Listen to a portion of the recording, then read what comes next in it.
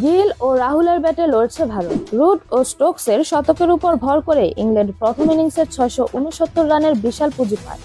এরপর ভারত দ্বিতীয় ইনিংসে নেমে রানের খাতা খোলার আগেই 2 উইকেট হারিয়ে মহাবিপদে পড়ে।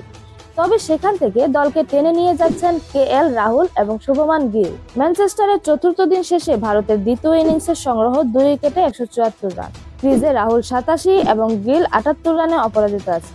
তবে এখনো ইংল্যান্ডের চেয়ে 137 রানে পিছিয়ে সফরকারীরা। চতুর্থ দিনে লাঞ্চ বিরতিতে যাওয়ার আগেই ওপেনার জয়সওয়াল এবং সুদর্শনকে হারায় ভারত। তবে এরপর ভারতকে উদ্ধার করেন কেএল রাহুল এবং শুভমান গিল। 174 রানের জুটি গড়ে ম্যাচটাকে অন্তত শেষ দিনে নেয়ার কাজটা করেছেন দুজন। এর আগে 7 উইকেটে 544 রান নিয়ে চতুর্থ দিন শুরু করেছিল ইংল্যান্ড। চতুর্থ দিনের শুরুতেই বুমরা ডসনকে ফেরান।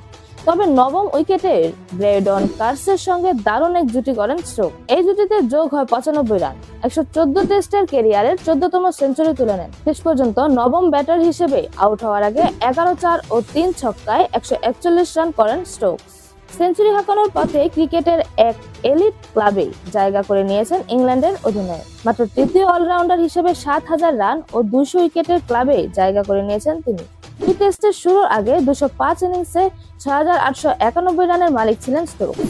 তার আগে শুধু জ্যাক কেলিস আর গ্যারি সোবার্সই এই এলিট ক্লাবে জায়গা করে নিতে পেরেছেন। অর্ধশতকের পথে হাঁটছিলেন কার্সও, কিন্তু 3 রান দূরে থাকতে জাদেজার শিকারে পরিণত হন তিনি। 54 বলে 3-4 ও 2 ছক্কায় 47 রান করেন কার্স। আর্চার 2 রানে অপরাজিত থাকেন। জাদেজা 4টি, বুমরা ও ওয়াশিংটন সুন্দর 2টি করে উইকেট শিকার করেন। একটি করে উইকেট শিকার করেন আংশুল কম্বোজ ও মোহাম্মদ সিরাজ। এরকম আরো নতুন নতুন খেলার আপডেট পেতে অবশ্যই চ্যানেলটি সাবস্ক্রাইব করে রাখুন। ধন্যবাদ। Flavours news.